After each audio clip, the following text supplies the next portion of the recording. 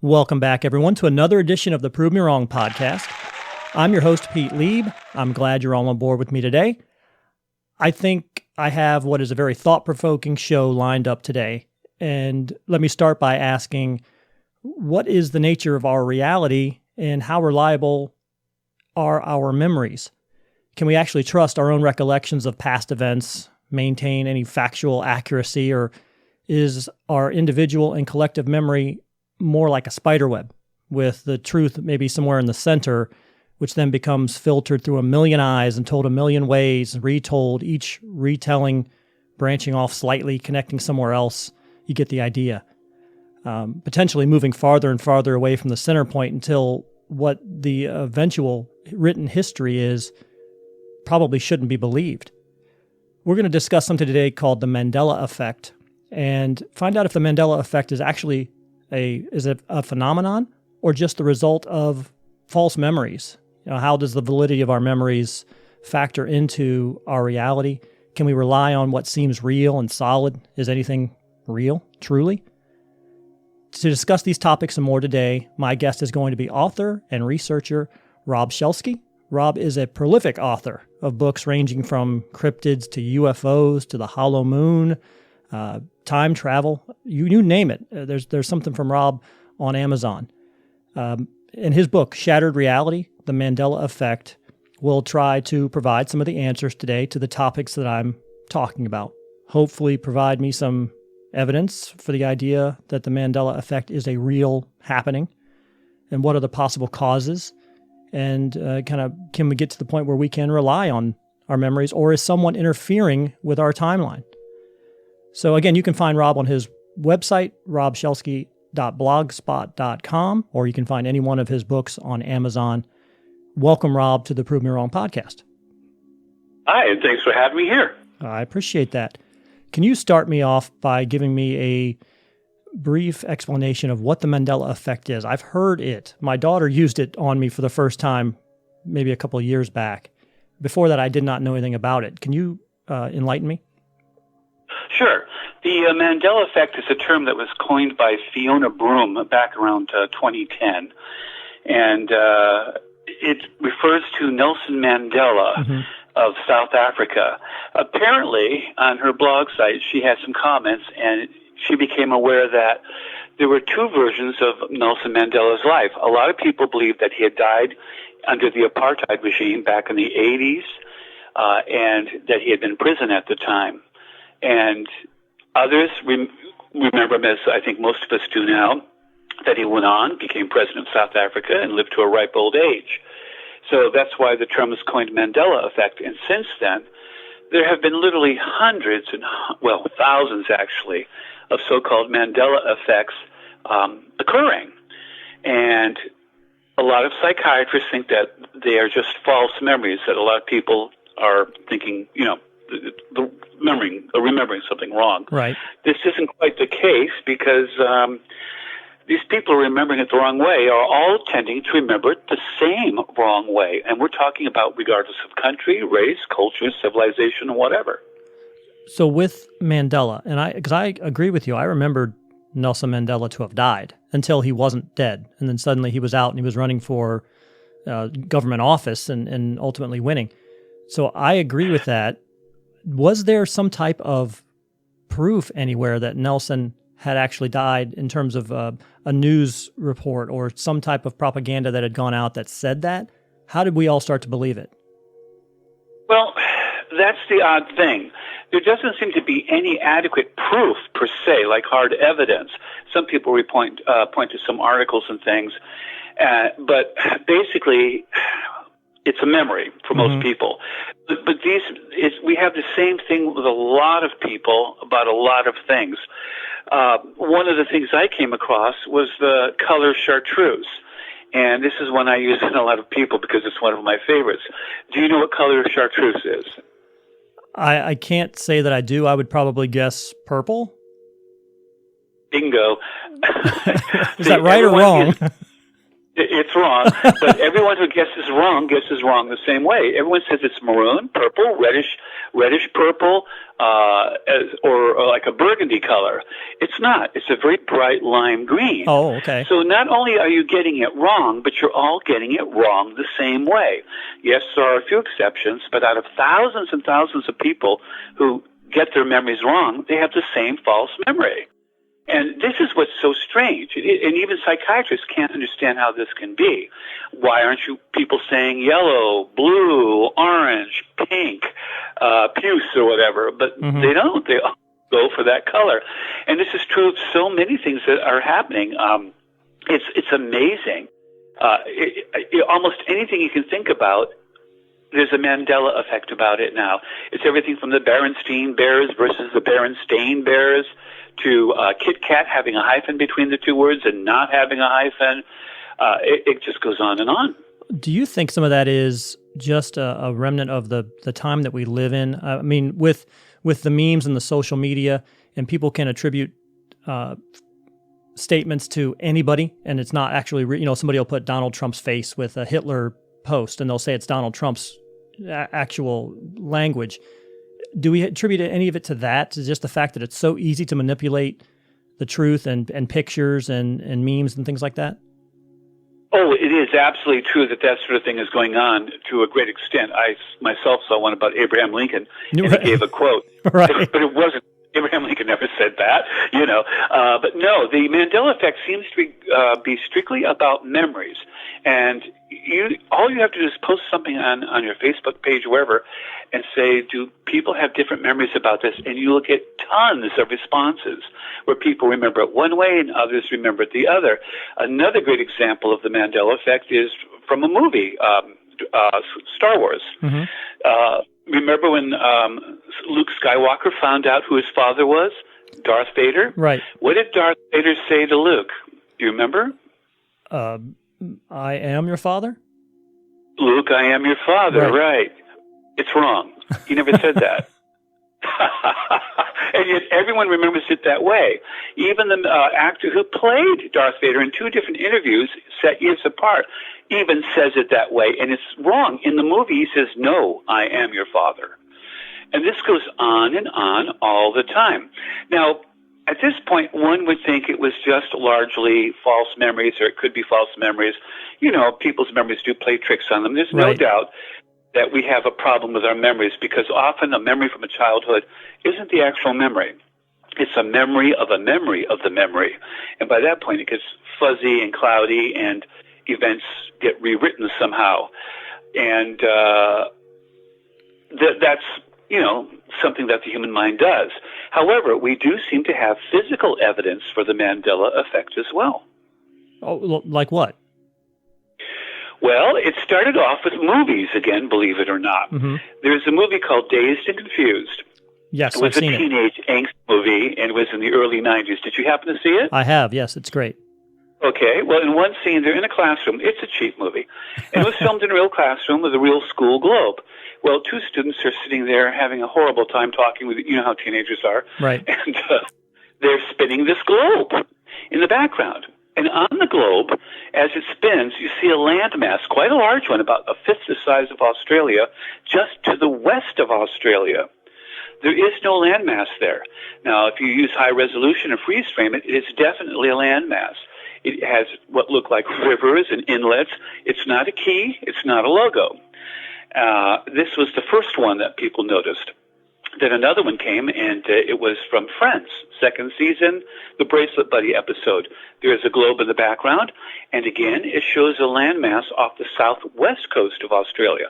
You might think it's Tasmania, but it's not, because it also shows Tasmania. And we can't account for why that is. And then I started researching this, and I came across a TV episode of I Dream of Jeannie. I don't know if you've ever heard of it. Yes. And it was the fourth season, I believe, in it, and I've even posted this on YouTube so other people could view it. It shows a globe stuck on a guy's head, and he's walking around with this globe on his head, and on the globe, guess what? There's a landmass to the west of Australia that doesn't exist. There's also a landmass, a large island just off the southwestern tip of South America again, complete with inlets, rivers, what even looks like a mountain range. It's clearly not a key or logo.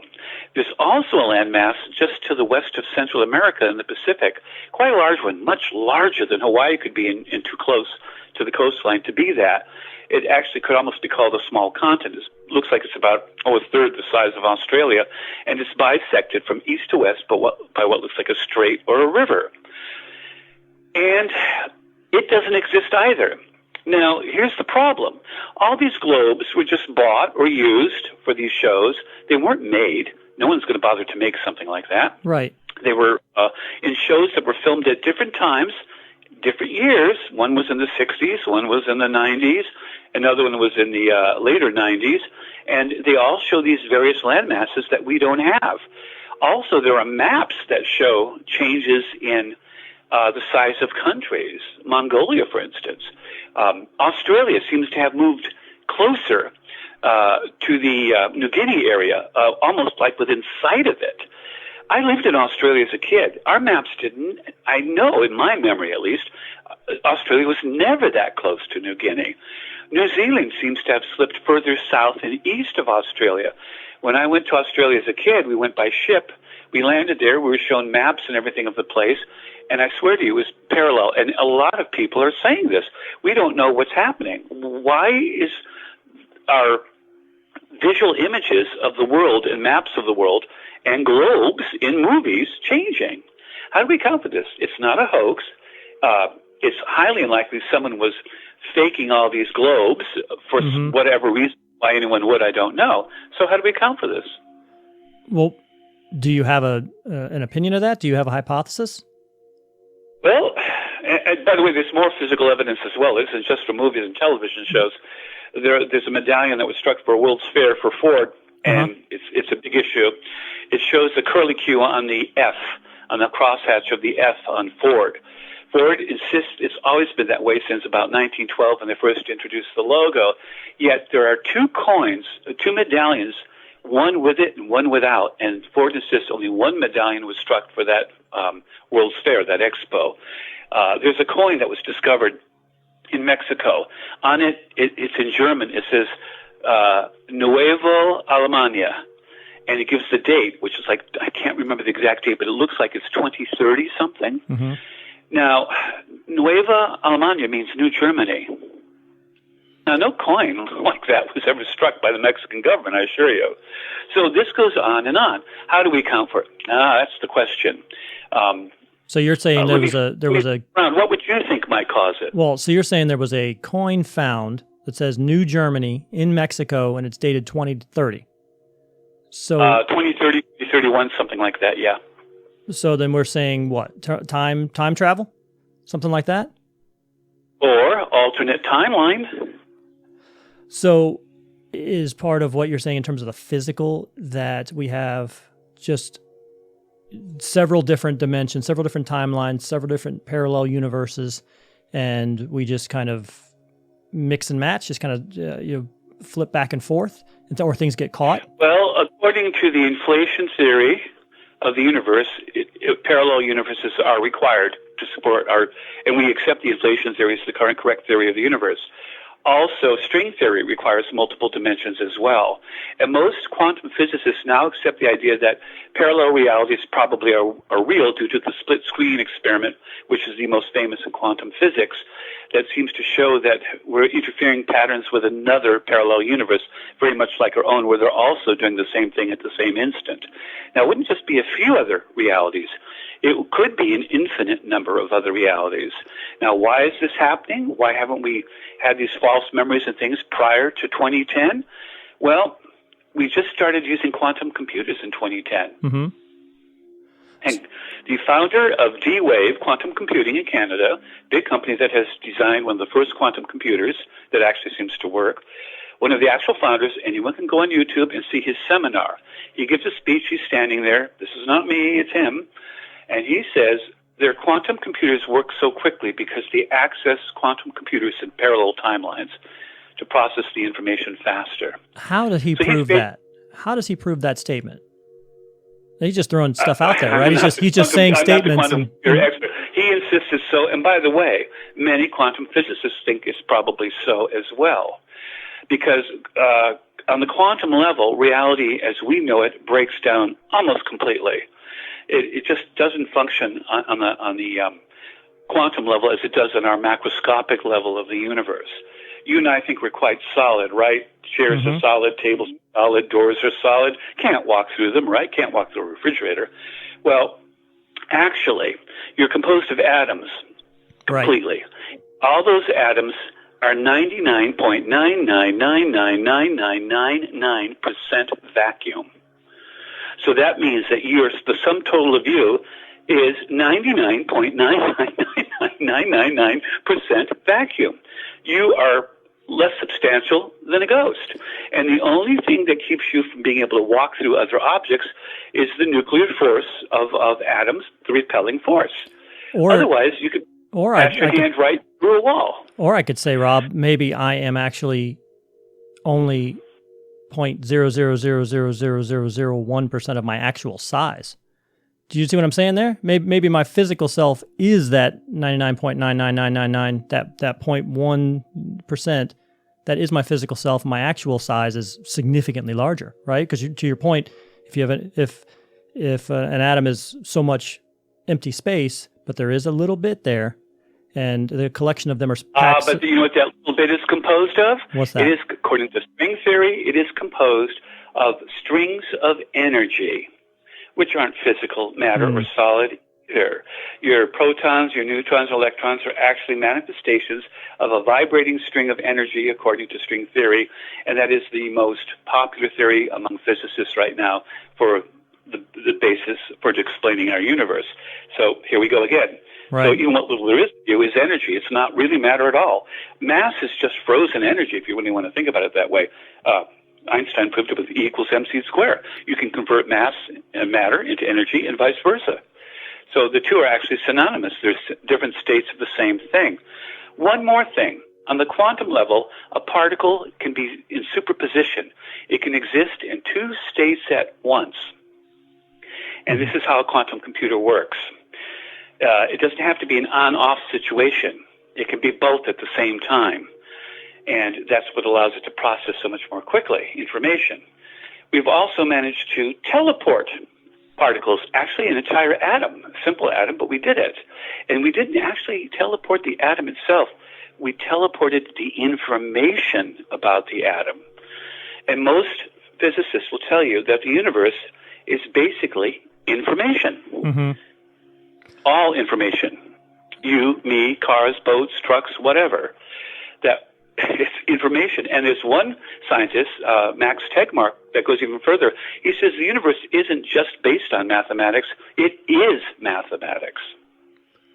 So what is our reality? Well, yes, yeah. See, so now, you've just dropped me down the rabbit hole. So then, in reality, the Mandela Effect could be a nothing burger, and in reality, all those things really did happen. Nelson Mandela did die, and we are remembering a real event. And at the same time, Nelson Mandela survived and became president or parliament or whatever his government office was.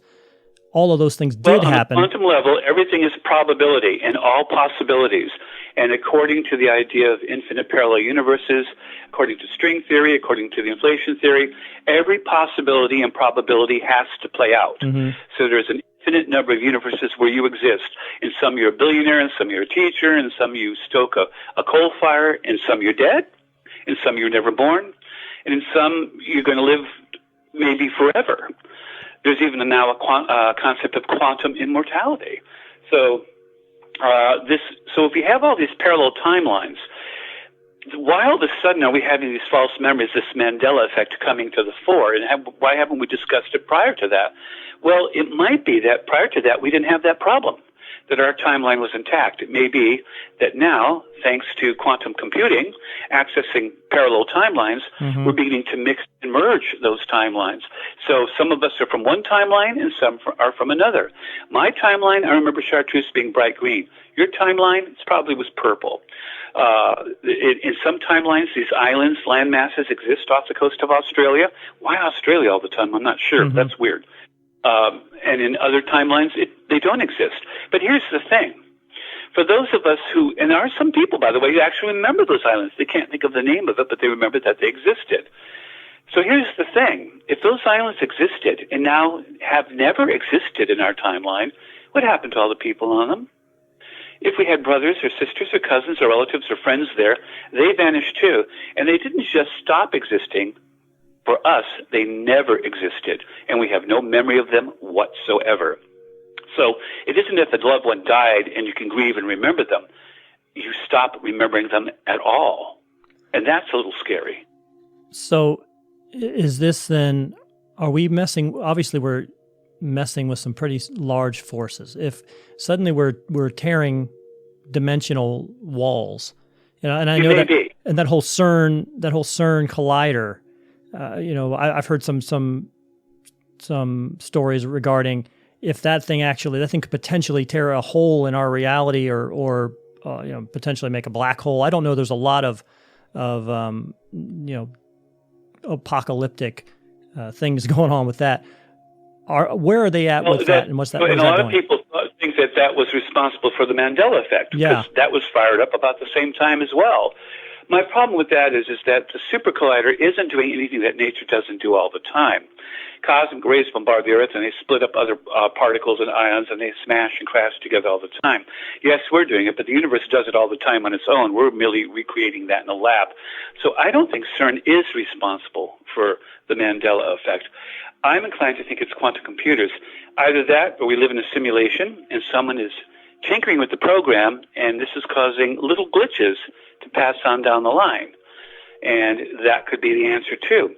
Another possibility is time travel exists, and someone from the future is coming back and altering our timelines. And in the process, most people forget, because once they make, for instance, if I stopped you from being born, then no one right now would ever remember that you ever existed at all, because you didn't. So but some of us might, because when you're tinkering with things like that, who knows what the repercussions or consequences are, the side effects. When we first ignited the nuclear bomb at Los Alamos, there were some scientists who feared it would ignite the atmosphere of the Earth, create a chain reaction, and blow it off. We weren't sure, and we did it anyway. What if quantum computing has this kind of side effect, creating the Mandela Effect? We just don't know. We have not even experimented enough to try. Yeah, see, that's what makes me really skeptical about that statement, and without really being able to say, and this is how it's being done, and being able to actually physically prove it. To say, well, yeah, they're talking to other quantum computers somewhere else. How do you know that those quantum computers were even made in those other universes? How do you know that there are other quantum computers somewhere else? We know that we have one here. That doesn't guarantee there's one somewhere else. Well, if in the parallel universes where there isn't one, our quantum computers would be in contact with them. They would only contact ones that exist in timelines so close to ours that maybe only one particle split there that didn't split here, and that created a separate timeline. Again, on the quantum level, all probabilities, particles are actually probability waves. We can, according to the Heisenberg uncertainty principle, we can never pin down a particle and its motion at the same time, only one or the other.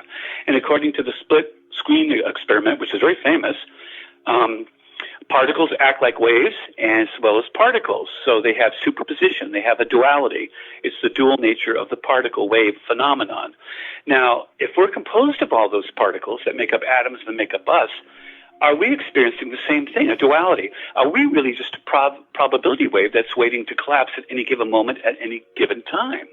In which case, we actually live in a vast soup of probability waves. And some of them collapse, and those are other timelines, and some collapse and form our timeline. And I know that it bothers you that quantum computers might actually be able to access parallel timelines, but the mathematics of it actually works. Yeah, I don't know that it, I can wrap my head around it, I guess. I actually can more wrap my head around time travelers. To me, that is more of it's less of a stretch than a computer talking to a different computer. That makes you a linear thinker. You can move back and forward in time, but you can't move to alternate timelines. It may be that there is no actual future or past. It may be. Well, actually, according to Einstein, they all exist at one time. that you could actually plot on a map or a graph not only the location of something in space-time here, but being space-time also in time. So that if your grandfather's long dead now, or great-grandfather, and you think of him as dead, that's only because you're a linear traveler through time. But he actually does exist and is living right at this instant, only in a different space-time. And that, by the way, is completely in principle with Einstein, and actually it's what Einstein says. So, you've baked my noodle here. So then you're saying that the Mandela Effect really kind of came into existence, at least from what you have found, right around the time when we started messing around with quantum realms and quantum computers, and then potentially opened up or a rift or some type of doorway from one reality to another. And then in those realities, again, maybe Nelson Mandela did die in that other reality, and some of us have traveled back and forth, and we remember that it happened there, but here it did not happen. No, not that we've traveled back and forth, but that the timelines may be like strands of spaghetti, all lying close to each other. And when we operate quantum computers, and it may not be quantum computers, this is just my take on it or spin, but it is others as well. And again, I don't think it's CERN. I've kind of ruled out CERN myself personally. But quantum computers are being used in this. There's no ironclad evidence to support it one way or the other at this point. However, you look at the facts. The Mandela Effect suddenly came into being, as far as we are aware of, around 2010 to 2013 is when it really began to hit the internet. And that is exactly the time that quantum computers actually began to function, if only on a very limited level. And again, I would recommend that you watch that seminar by one of the two founders of D-Wave Computing. By the way, it's making very good money, major corporation, and listen to what he has to say. Then also maybe, look up some quantum physicists and see what they have to say about the matter. Remember now, I know it's hard for you to grasp the idea that these things could actually exist, but according to the inflation theory of cosmology, our current theory of everything of the universe, they have to exist.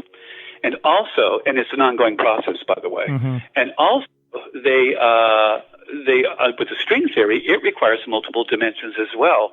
And by the way, there's another theory that if our universe is infinite, despite being closed, it's also infinite, which is really hard for a lot of people to grasp, that if it goes on forever, there's only so many ways particles can come together. They're like Lego blocks. There's only so many types of Lego blocks. You can put them together, almost an infinite number of ways, but not an infinite number. So eventually, they have to repeat. So if you build a little firehouse with your Lego blocks, someday if you keep putting them together randomly, you're going to build another little firehouse with the blocks. So the universe supposedly would work the same way. So even that way we have parallel universes because areas of our own universe repeat, and there'll be another Earth, another Sun, and another you and me on it. Well, on the Earth, not the Sun. So how does this identification now of the Mandela Effect and what you were potentially thinking are the causes, what would that mean right now, just for the current history of our world? I mean, we know that much of the documented history is kind of a series of oral traditions anyway that kind of ended up on paper. So it's some of it's written too. That, by the way, that's another Mandela Effect. The CIA has made public a lot of papers under the Freedom of Information Act. You can access those online as well. And are you aware that they have stored papers of historical events that come out two completely different ways? No. Yep. Like what? What? So they have things in their archives? Well, I mean, I can't think of one offhand right now because it's been a few years since I wrote the book. But for instance, just as an example, one might be that a dictator was assassinated under such and such a conditions, and the agent recorded the events that went around it one way, and then there's another paper that says he wasn't assassinated, that he died of heart disease maybe 2 years after that. And these are stored in the CIA's archives, and some of them are now available to the public. This sort of thing goes on in every facet. We've long since passed the idea of whether a Kit Kat has a hyphen in it or not, and we now have physical evidence in the form of medallions, coins, movies and globes, maps, as well as actual papers by government agencies. Well, I heard there was also some artifacts found. I think it was in a tomb, right? There was an artifact found, like a watch or something like that, where it should not have been. Absolutely, it was a tomb in China. It was over 400 years old. They opened it and they found a finger wristwatch that actually looks like a watch, but they're not sure because they haven't X-rayed or looked at the internal mechanisms, if it's RNA or if it's just a mock-up. Mm-hmm. But on the back of it is the Swiss. Now, that it was found in the dirt inside the tomb. That tomb hadn't been opened in over 400 years. And I assure you, the Swiss were not making watches 400 years ago, let alone finger watches. Now, some people said, oh, well, that's been proven a hoax. No, it hasn't. The scientists, the archaeologists who found it insist they found it there, and it is what it is. But, of course, you're always going to have people cry hoax because a lot of people are in denial and don't want it. And sometimes they are hoaxes. Mm-hmm. This isn't one of them. And we have found other artifacts as well. There's so many over the last 3 centuries. They're called pop art. We have found vases inside of huge blocks of coal. We have found handbells. We have found ladles. We have found kettles. We have found all sorts of things inside of solid lumps of coal. And a couple of them are even in the Smithsonian Institute in Washington, D.C.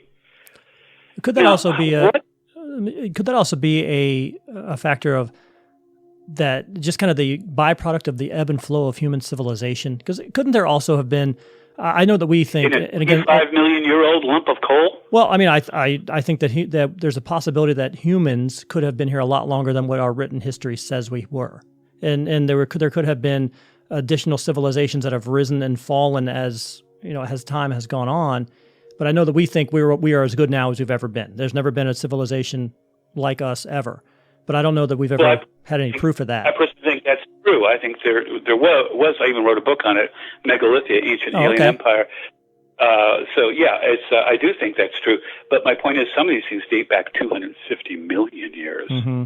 Now, according to everything we know about archaeology and the study of the human ancestry, we've only been around about 3 million years total, and most of that time we were barely walking upright. I mean, they are pushing back further how far Homo sapien apparently developed. Right. But we're talking thousands of years, not multiple millions of years. So, so how do we account for this? And by the way, we're finding other stuff. We have found over 9,000 nano screws in the Caucasus, or Ural Mountains, in Russia. They were buried up to 30, 40 feet deep along a river and its tributary, quite a ways, actually.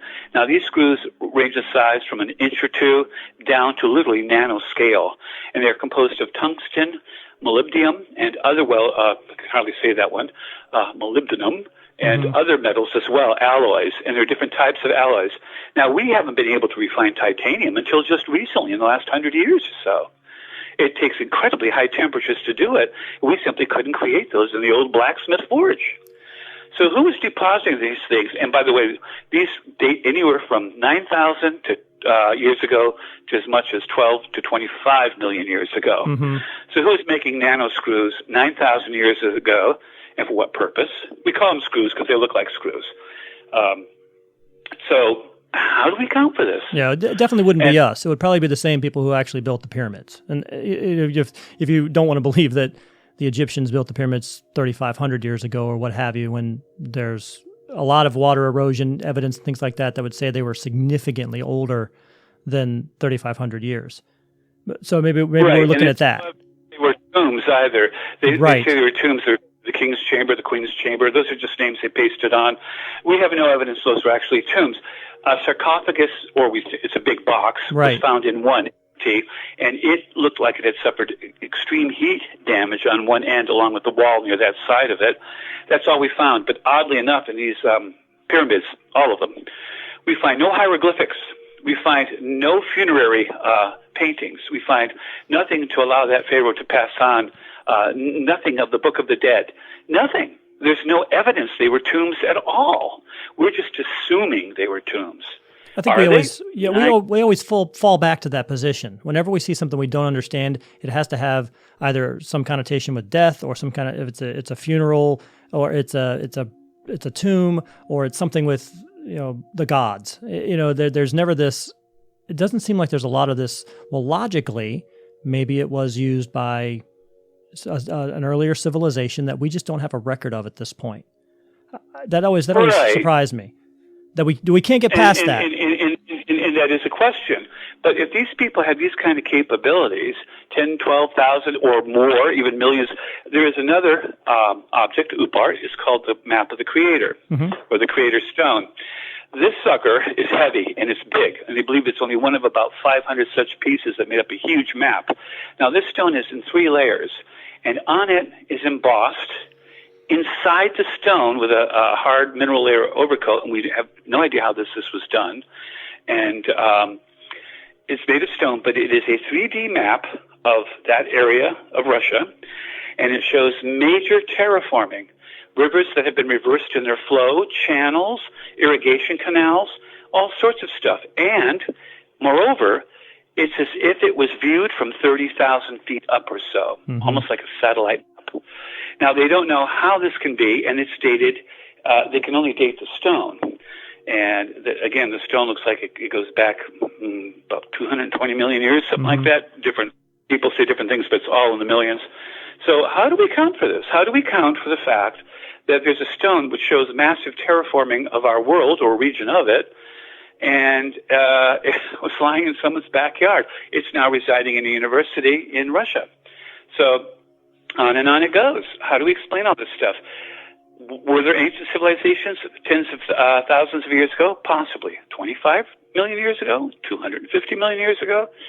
That's hard to believe because mammals just weren't around 250 million years ago. We barely date back 65 million years. We were just little rodents at the time of the dinosaurs when they died. So how do we account for it? Time travelers? Are people going back in the past and camping out and leaving stuff behind, and it gets buried in the Devonian times and becomes coal in the Carboniferous age or whatever, and we dig it up 25 million years or more later and find them embedded inside of solid coal. Again, how do we account for this? There is just so much we don't know. But when it comes to the subject of reality, did you know that several physicists claim there is about a 33% chance that we are actually a simulation? And they backed this up.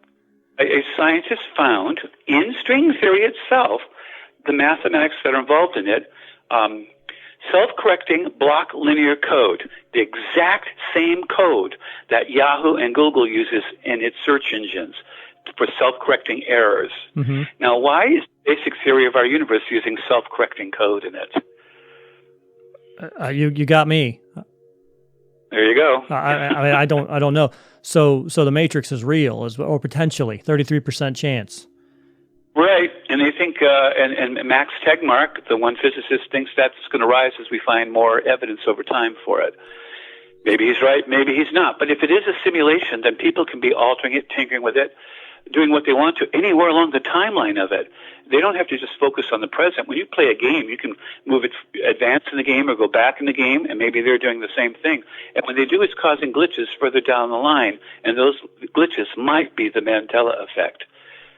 Do you think people want to know that? I mean, do you think that the people, that just the average Joe living their life, they want those scientists to figure out that everything you've been doing, the entire existence that you think you've had, is just a simulation?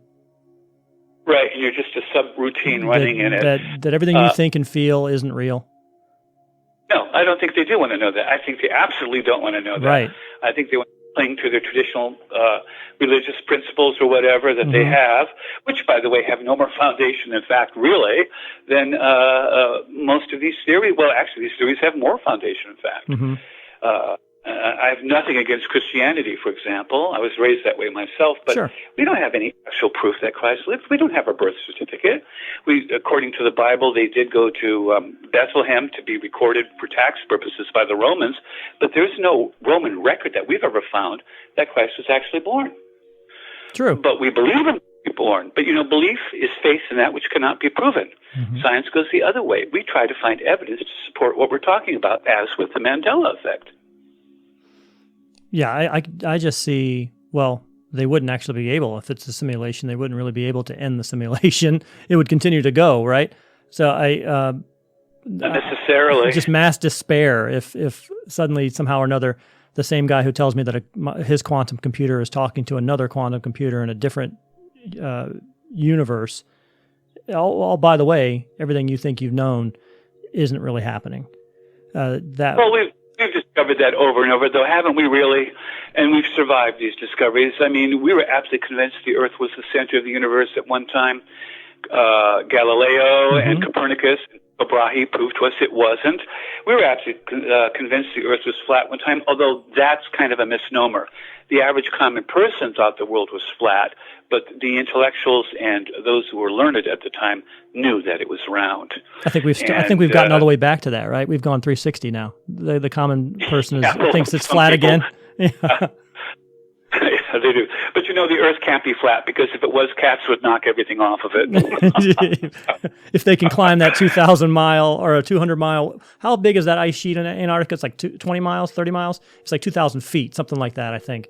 Yes, it's quite thick. It's really quite thick. If they can get up there, they can knock it off the edge. I go up in a plane all the time, and I can see the curvature of the Earth when I hit 32,000, 38,000 feet. And I asked a flat earther one time, I said, well, how do you explain that? Oh, they have trick windows. When you're on the ground, everything looks flat, but as you go up, they alter the view so that it looks round. I said, are you telling me that every plane, every helicopter, everything that flies around the Earth everywhere has trick windows in it? I said, doesn't that make your theory a little heavy? The principle of Occam's razor says if there's two competing theories that both could explain something, scientists say pick the simplest one. It's usually the correct one. So probably flat Earth theory. Yeah, probably. Yeah, that's it is just. I don't know why all of a sudden it's become popular again. Blame the internet, but it's absurd. I think social media has a lot to do with a lot of the issues that the general public civilization is having. Because again, you can manipulate photographs, you can manipulate statements, you can manipulate video. Nothing you see or hear is actually real, which is again this Mandela. We're talking about the Mandela Effect. That's how we started, but you can almost say that just the engineering of these fake photographs. You see these amazing things, and people are like, "Wow, look at this! It's beautiful." Well, that's not real. Somebody photoshopped that. So right, and you can't believe anything. By something just online for that reason. I researched the Mandela Effect in these movies myself. I got copies of the movies, freeze-framed them on a 4K television, zoomed in on them, and these globes are really there in the movies, and they're really that way. So that wasn't photoshopped. What I posted on the internet with regard to I Dream of Jeannie, that wasn't photoshopped. Now, some people say, well, those are keys or logos. I said, no. If you look at all the photos, you'll see that I have arrows pointing to what are keys and logos. And some of these things definitely are not keys and logos because they're land masses. They show rivers and terrain and mountains. That's not a key or a logo. So that's an interesting thing. But then we have the coins, the medallions, we have the OOP art. Something is going on. Something must explain this. Well, what is it? If it's hoaxes with OOP art, well, then they've been going on for over 300 years, because ever since we started coal mining, ever since we had the first industrial revolution, and even before that, we've been digging up stuff around the world, in Germany, Scotland, England, France, the United States, Canada, stuff that just doesn't belong where we find it. And I simply am not going to believe that every single one of those things is hoaxes, especially when some of them can be seen for yourself in the Smithsonian. No, I don't disagree with that at all. I just have always lived under the impression that we are lending a blind eye to the fact that human civilization is older than we think. And today or tomorrow, a meteorite could come in and strike the Earth, a small one. It doesn't have to end the planet, end life. Just enough that it knocks out the power grid. And 90 days later, we're all cavemen again. Half the population has died off or killed each other. And then what happens? We have to reset. The cars that are sitting here now, they'll be dust in 500 years. They no longer exist. There's no record or physical evidence that they ever existed. It takes us 2,000 years to crawl our way back into some form of civilization. And we've forgotten. We've forgotten what it was before.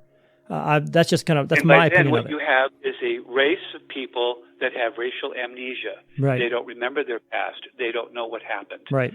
A good example of this is the Romans in England. They were there a long time. They entered England in around 100 AD, and they stayed till, 300-something AD. And within 2 generations after they left, the English had forgotten they were ever there.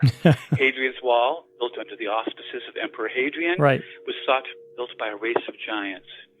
That's how quickly we forget. Or you look at the Sphinx and the pyramids and say, we must have built that. We built that. It's ours.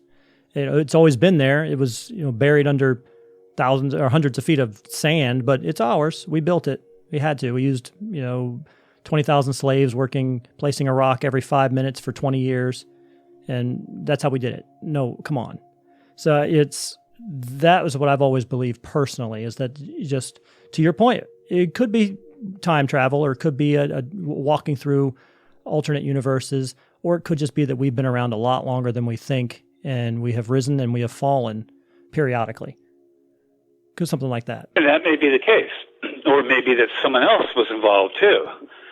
True. I mean, if you believe the Sumerian cuneiform writings of the tablets, they speak of the Anunnaki who came to Earth and created us to be their beasts of burden, basically, and do their mining for them.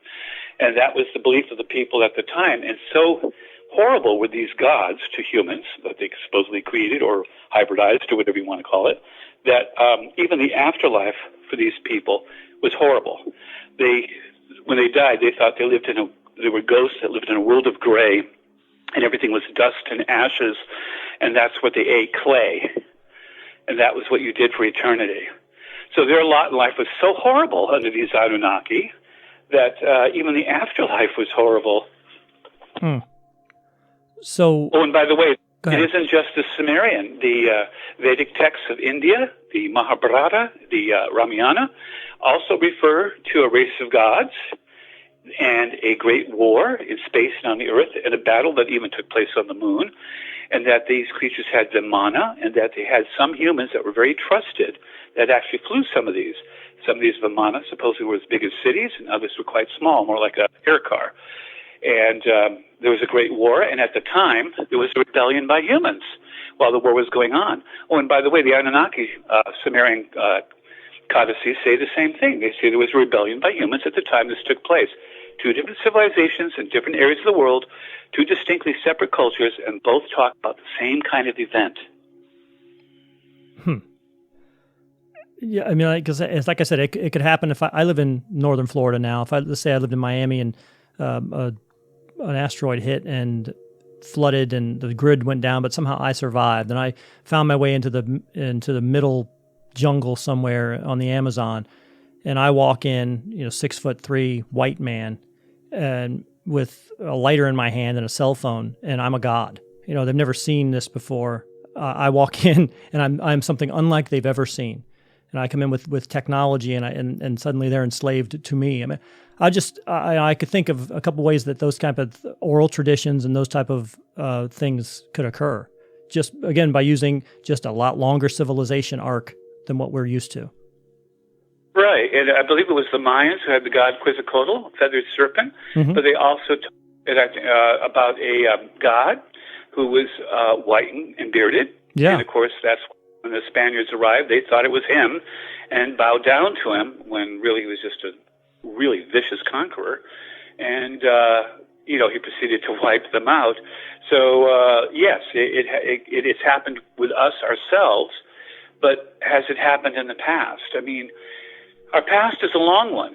We have, right. And by the way, we have a lot of disappearing islands as well. Everyone knows about Atlantis and did it exist, didn't it exist? Well, there's also the island of High Brazil. It was on maps for over 300 years. It was an island that was quite large off the southwest coast of Ireland, sighted by various captains. And by the way, it was supposed to have a strait across the middle of it, which is amazingly like what you'll see in that I Dream of Jeannie photo that I posted over in the Pacific.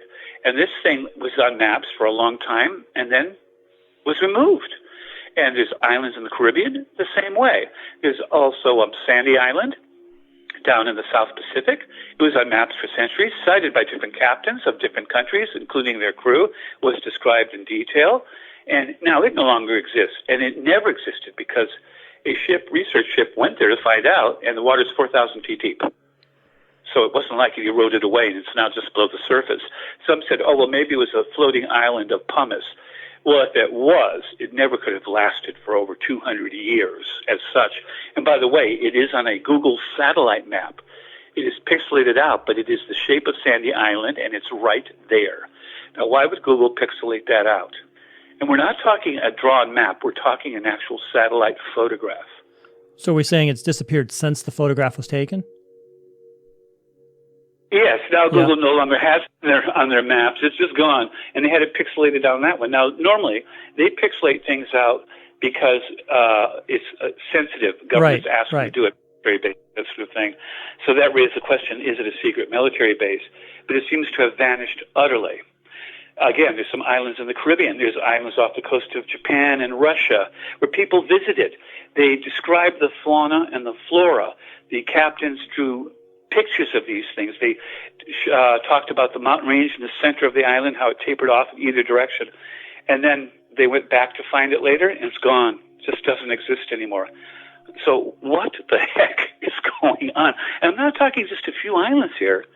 I'm talking a lot of islands in down near New Zealand, up near Russia, Japan, near Australia, in the Atlantic, in the Caribbean. How do we account for this? So just so I can wrap my brain around that, do we still have these maps that show all of this landmass that now no longer exist? There are actually maps that do show High Brazil on it. If you go back to I think it first started appearing in the 14th century, 15th century. And so if you look at any of those maps, you'll actually see High Brazil in there. In fact, High Brazil, they even made a semi-comedy movie about it, adventurous semi-comedy movie about High Brazil. And by the way, here's another interesting little side note. In the Rendlesham Forest, the big event that was near the American base that had nuclear missiles there, when that thing, whatever was, touched down there, and the sergeant went with his crew, and he recorded it, and he apparently touched the ship. And after he did this, binary code kept running through his head. He dreamt about it. It was constant. So he wrote it down. Well, for the the TV series Ancient Aliens, they decided to try to see if it actually was any kind of real thing. Mm-hmm. And they had it translated, and it is coordinates. And one of the things it says is origin, and it says 8 something, so it's almost 6,000 years in the future. And then it gives these coordinates of different areas on the Earth. And one of them is the coordinates for High Brazil. So do you think that High Brazil is something that does not exist yet and is potentially something that will exist in the future, and maybe we're seeing it in our timeline, or was it something that has existed in the past, or does well, from the conversation we've had, that doesn't have to be the case either way, right? It's just landmass that could be here at the same time. If I had to pick one, I would say it exists in the past, and it doesn't exist now because our timelines have shifted. And in our current timeline, it never existed. Okay. But in a parallel timeline, it does. But so we have the maps, but do we have any type of government statement after the fact that says, yeah, we have maps that says this, but now we no longer do? Is there, you know what I mean? Is there some kind of documentation from science or from... Sandy Island existed on maps for a couple of centuries. Uh-huh. There's the satellite photograph of it, but it was pixelated out, but it's right there on the ocean and pixelated out in the shape of Sandy Island, as described in all these descriptions of the logs of various captains. All that's real, and now it's gone, and so now it's no longer on maps. So this is what happens. Islands that have been there for several centuries, charted, explored by different people, different captains of different countries, then disappear, and after a while, they're dropped from the maps. This goes on all the time.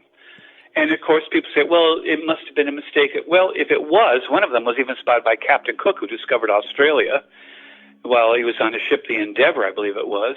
So these are not stupid people that were recording these events. And when you're describing flora and fauna and the terrain of an island that now no longer exists, how do you explain that? Was Captain Cook nuts? For all these captains nuts and their crews? Or is it something else? I think it's something else. Right. I think they did it and now don't. I think our timeline's merging, and that means that there's a me in this timeline and in another one, and when they use the quantum computer effect, it may be that we're basically switching places. There was a woman, Lorena Garcia. Have you heard of her? I have not. She woke up one morning in her apartment, and minor things had changed, like the color of her bedspread, some tchotchkes she had around the room. Nothing big, mind you. And it disturbed her, but she had to go to work. So she went to work, and she went to her department, and they never heard of her. As they didn't know her, but they said they knew of her because she was on and she worked over an entirely different department doing entirely different work. And none of the people she knew and saw as acquaintances and friends knew her. So then she went home and she contacted her sister and she talked about it, and they got to talking about a surgery the sister had a few years before, a scar on her shoulder, I think it was, not sure about that. And the sister said, I don't have any surgery. I don't have any scar on my shoulder. So then she started to panic, and she went to a psychiatrist, wondering if she was having hallucinations or basically going insane. And his determination was that no, she was perfectly sane except for these weird beliefs of hers. Mm-hmm. She also had a boyfriend. The boyfriend vanished along with his son. No trace. She actually hired a private detective. They couldn't find him. And the boyfriend she remembered as having broken up with 7 months before was her boyfriend again. She was so panicked by this that she even posted all this on the internet and asked for anyone, if they knew anything about this at all in any way, to please contact her. And she's not alone. There are hundreds of such cases. Yeah, because on its face, it almost sounds like she's schizophrenic or has some kind of mental illness, and she has some alternate reality inside her brain. But you're telling me that the psychiatrist said no, there's no history of mental illness there. There was no evidence of mental illness. This is her reality. Right. And another case was of two women were hiking in Peru up in the mountains. They saw a cabin. It was well lit, oddly with torches. Looked like a very old cabin. And it looked like there's a party inside, so they decided to go to it and see what was going on. The door was open. There were people inside dressed in what looked like 17th century costumes, I believe it was. And so the one woman started to enter. She got about halfway in, and her friend jerked her back because she didn't like the whole thing. They didn't know why would you be having a major party like this in costume in the middle of nowhere in some cabin and using torches. I mean, it just didn't make sense to her. So she jerked her back.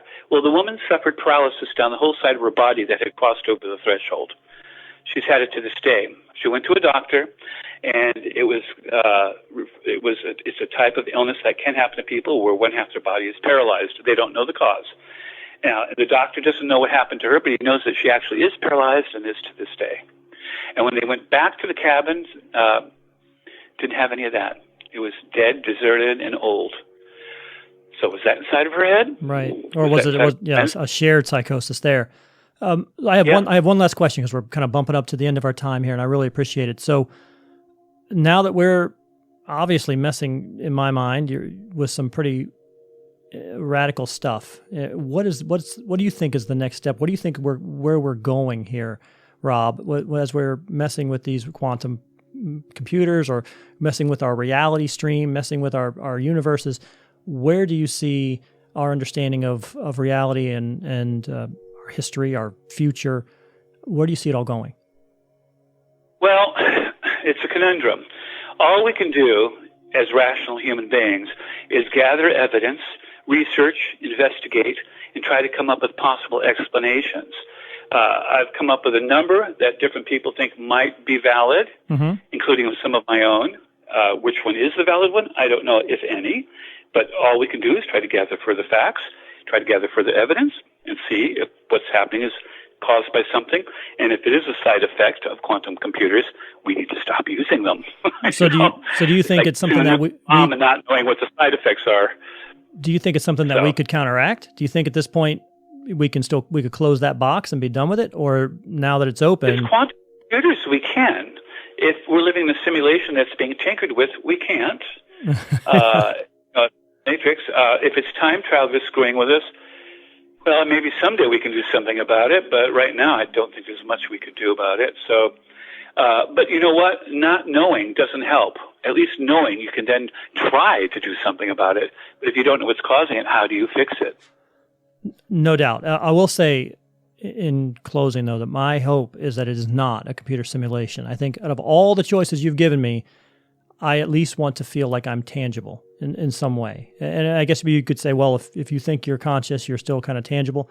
No, I actually want to be physically tangible.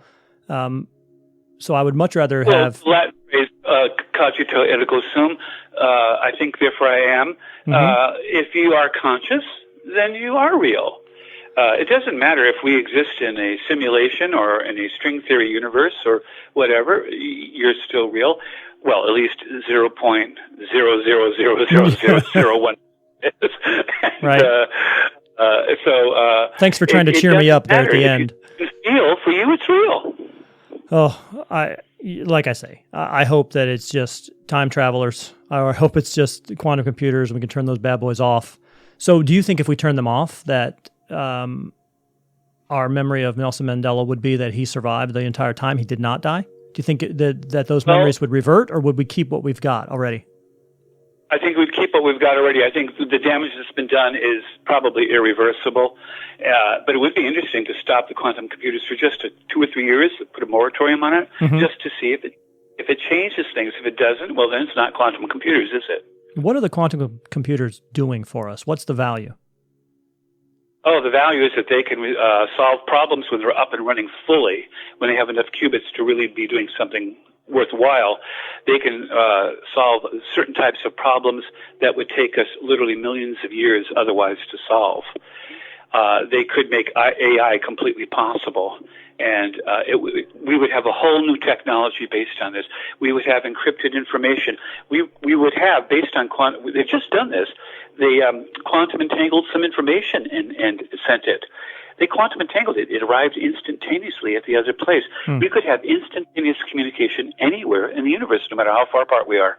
So yeah, there's a lot that can come of it. I guess that's interesting. Yeah, that's an interesting idea for sure. Well, thanks, Rob. I appreciate it. I think we started with the Mandela Effect, and you educated me quite a bit after that. And I know you do have the book that we were kind of talking about, Shattered Reality. But again, on Amazon you have, I don't know, I couldn't count them all, maybe 20. How many books do you have currently? I'm actually not too sure. Not sure, right? I know there's 5 pages on Amazon, and I kind of lose count. I do 1 to 2 books every year, and I've been doing it for 11. So I'm guessing around 20, give or take a book or 2. So if somebody wants to find any of the things we've talked about today, they can go on Amazon.com. There is a huge Rob Shelsky catalog there. Really any, and I'm not kidding, any topic that you want to read about and want to find out about, there's a book that's been written on it. Or we can go on your website as well, robshelsky at blog.blogspot.com. That is the correct website? Or you can just Google me. Just Google Rob Shelsky, and it'll come up, yeah. Anything else that you wanted to promote before we go? Well, I just would like to say that we need answers, and to do that we have to be rational people, avoid conspiracy theories, and just try to find more evidence and try to research and try to get some results. Well, I would like to say then, with regards to conspiracy theories, and see, you triggered me now. So is it a conspiracy theory, or is it just possibly a different reality that we're remembering differently? I think it's a different reality where some of us are remembering and not others. I think the lines are mixing, and some of us are from one, and there's other versions of ourselves that have crossed over, and we don't know it because the 2 timelines are almost identical in every respect except for minor details, and I think that's what's accounting for the Mandela Effect. Because even just using like something as controversial as the Holocaust number, some people are swearing that 6 million. Some people say there's no way it could have been 6 million. There were only 15 million Jews in the entire world at that point. And, the next year there were 13 million. There's no way that number. But then there are others who believe it completely. So maybe you are, again, maybe those are just 2 different realities, 2 different numbers that have kind of mixed each other. I don't know. They could be, or be that we're not sure. We do know so many people died, but we don't know the exact number, and so there's room for argument over what the number is. Right, kind of throw a number around. It was a horrible event, period, but throw a number. Thank you so much, Rob. I appreciate that. I appreciate you coming on with me today and talking about this. And like I said, I hope I'm real, and I hope that I would be interested to turn off the quantum computers for a bit and see what happens. See if we start going. Yeah, actually, I'm not real. You've been talking to yourself. I've been talking to. Well, hey, from what you're telling me tonight, that if this is a simulation and I'm actually the figment of somebody else's imagination, then yeah, I have been, right? You're baking my noodle. You have to have a sense of humor about this, or otherwise you could probably go crazy. Oh, I'll be up tonight. I'll be honest. I'll be up thinking about it most of the night. But that's a good conversation. Well, thank you so much for having me on your show. I really enjoyed it. Thank you, Rob. I appreciate it. And we'll talk to you again soon. You have a good night. You too. Thanks. So that was Rob Shelsky. Once again, we started off talking Mandela Effect. We ended veering quite a bit into a lot of different avenues there. Essentially, his idea of the Mandela Effect, it is not social engineering, which was kind of where I was thinking maybe he was going to go with it. His thought is more just the essence of reality and the essence of what is real, what is not real, or can more than one thing be real at the same time? And are we somehow distorting that line between our reality and another reality, and those things are mixing, and then we're remembering things differently because they actually happen somewhere else? I don't know. I mean, this is probably one of the more difficult conversations for me to wrap your brain around. It's something that shakes most people to the core, to think that maybe you are a computer simulation or someone else's fever dream, or, that there are infinite number of you leading different lives, an infinite number of lives. What do you think? Do you have any thoughts on the Mandela Effect? I mean, I didn't remember it until recently. Again, my daughter Lauren brought it up to me. Oh, that's the Mandela Effect. I'd never heard the term before.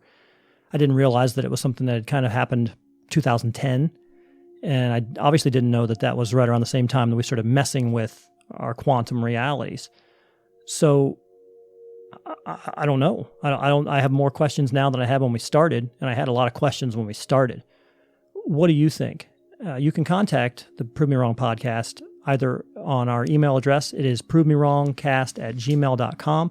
You can also call, or you can message us on Facebook, Instagram. That's just Prove Me Wrong. We have an Instagram page and a Facebook page.